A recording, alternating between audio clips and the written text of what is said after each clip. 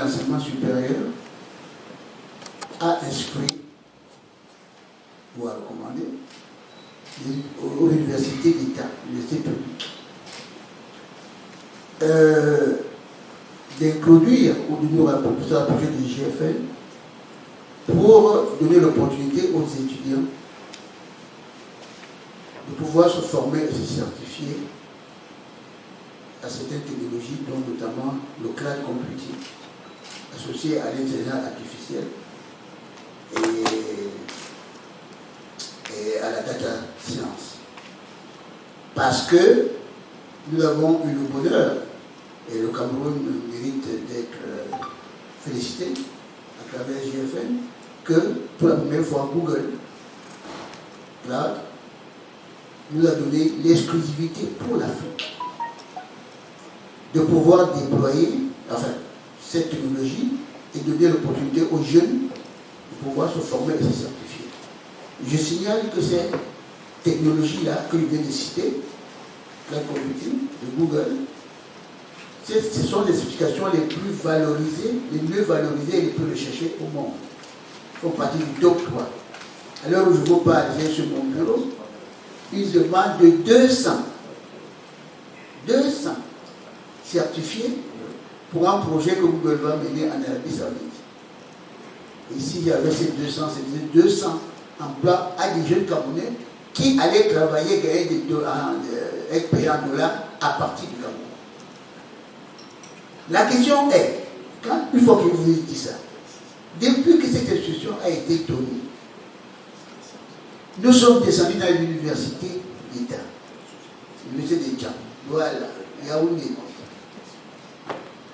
Nous sommes préoccupés. L'engouement n'est pas là. On se pose la question, mais c'est incroyable. Et le prof a dit 40% des métiers aujourd'hui vont disparaître. Les métiers de demain exigent cette technologie. Et nous ne comprenons pas que les étudiants comme nous, on a fait des dessins, c'est carrément gratuit, mais ils ne s'intéressent pas. Il y a un problème. Dans les pays anglo-saxons, la même opportunité, les salles seraient pleines. Ici, alors je partage avec vous ces préoccupations, seulement où est le problème?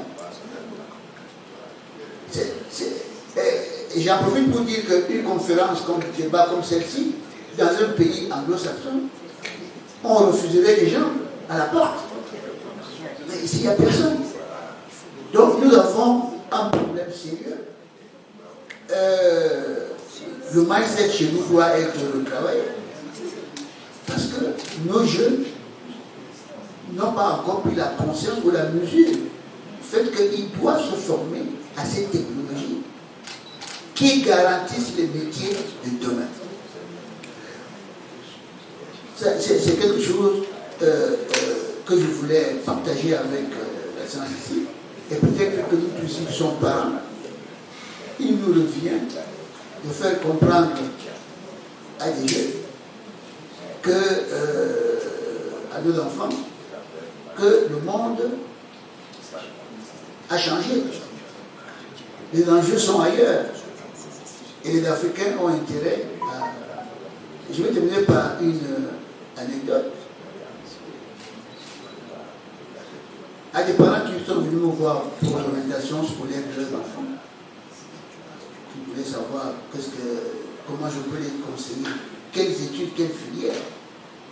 Alors j'ai posé la question à ce couple, mais vos enfants, vous leur avez posé la question, qu'est-ce qu'ils aimeraient faire? Alors la maman m'a dit, il y a un qui voulait être architecte, l'autre m'a dit, elle m'a dit, le deuxième veut être pilote, le troisième m'a dit...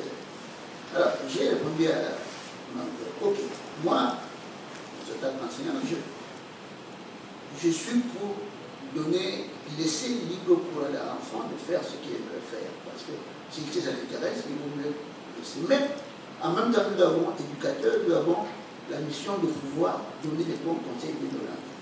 Et il disait à ce couple, attention, il y a des métiers qui semblent prestigieux aujourd'hui, mais qui n'ont plus beaucoup de durée de vie. Et je lui faisais comprendre à certains, je voulais vraiment marquer le coup et lui dire, madame, est-ce que vous savez que même le métier de pilote est menacé? Elle m'a dit, mais vous êtes fou. Un pilote avec des... C'est pas possible.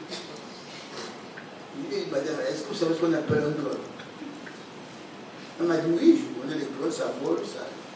Il dit, est-ce que vous savez que les drones transportent les médicaments et livrent les colis? Elle me dit, oui. Je lui ai dit, est-ce que vous pensez qu'il y a quelqu'un dans le drone? Il m'a dit non. Il dit, alors, si aujourd'hui les drones volent tout seuls, ne pensez-vous pas que dans 10-15 ans, les avions peuvent voler tout seuls? Il m'a dit, ah oui, en fait, voilà. Il faut penser à ça. Donc, je voulais en fait partager avec vous le fait que nos étudiants, on leur apporte, on leur donne l'opportunité de se former, mais nous ne comprenons pas pourquoi ça ne les intéresse pas.